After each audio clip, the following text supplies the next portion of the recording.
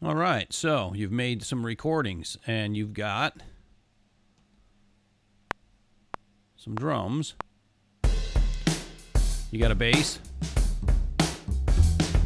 some keys, and of all things, got you a glockenspiel over there on the right. Okay, so you've used up all your tracks. All 4 tracks are used up, but you can add more tracks, and we're going to do that. So here's what you do.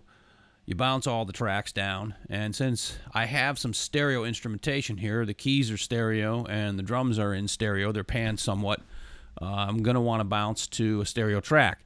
You could bounce it to a mono track, but then of course you'd lose the stereo separation.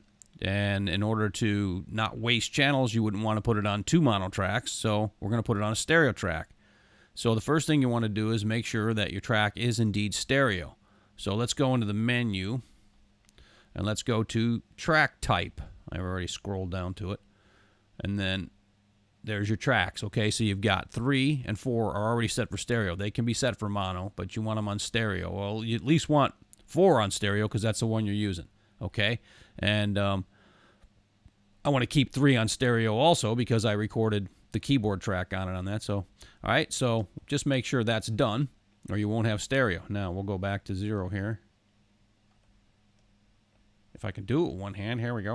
All right, and so you set up your mix, okay? So obviously it's gonna print mixed whatever way you mix it. So just for the sake of argument, I went ahead and panned the glockenspiel all the way over to the right. That way we can see that if we prove that we've maintained our stereo imaging. So there it is on the right. And then I'm just going to leave the drums straight up the center, but they are stereo. Same with the keys. I'm not going to pan them. I could pan the keys all the way one way or another, but there's no point in doing that when they're stereo. And then the bass, I'm going to leave it mono also, right up the center. Don't have to make it perfect. All right, so that's how everything's going to be on the bounce down. Okay, so on the bounce down, what you got to go into is you have to go into recording mode up here, and then you got to go to bounce. So go to bounce and hit execute. Okay, so you're in bounce mode now. So now in order to take all these tracks and put them on one track to free up more tracks so I can put more stuff in my song, I'm going to choose one. I'm going to choose track 4 because it's stereo, and then I'll only take up 1 track. I could put it on 2, but that would be dumb. So, all right, everything's going to get recorded to here now, and including the drums themselves, because with a digital machine, which is cool, you can actually maintain the channel that you're recording to. Obviously, on an old tape machine, you'd either destructively record over your track or you'd have to record to a blank track, but you couldn't keep what's on a track and record other things to it at one time. Here you can, so we'll get all these tracks together. So we'll just act like we're doing a regular recording. We'll hit push record down and hit play. And now it's going to record it. And we'll sit here and wait. Maybe. Short song.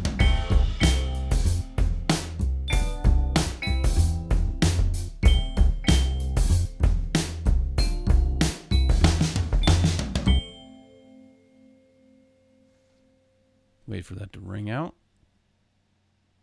All right. So now everything should be bounced down to this one channel. Let's go ahead and get out of record. Let's go back into regular multi-track mode. All right. Return to 0. And we'll just leave it the way it is and let's see what we got. No, I'm going to turn these down because they'll still be there. That's the thing. You'll maintain these channels. You'll see in a minute. But let's see if everything's on channel 4. I got only it turned up.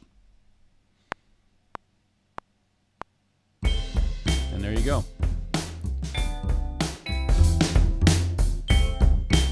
And the glockenspiel is indeed on the right. So we maintained stereo separation. And we can... Yeah. And now these are still here. See, I'm adding bass back in. Turn this down. Turn to 0. These are actually still intact. See?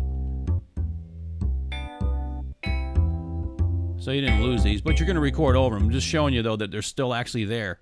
Now, let's say you screwed up. You can just hit undo, and it will put everything back the way it is at this point. Now, if you turn the machine off then or switch songs and come back, then you're going to lose that. So just be careful.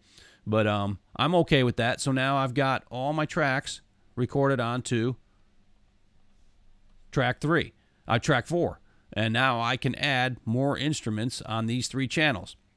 And then I could say, for instance, if I had a stereo thing going on this channel and a couple monos over here, I could bounce all of those 3 to track 3 and keep that track also.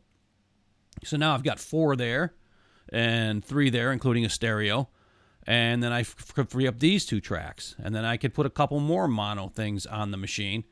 And then I could just bounce the whole thing to one channel and start all over. And I could have like 100 tracks on here eventually if you wanted to. But basically, that's probably not what you're going to do. But you might if you want to do like a whole entire symphony orchestra or something.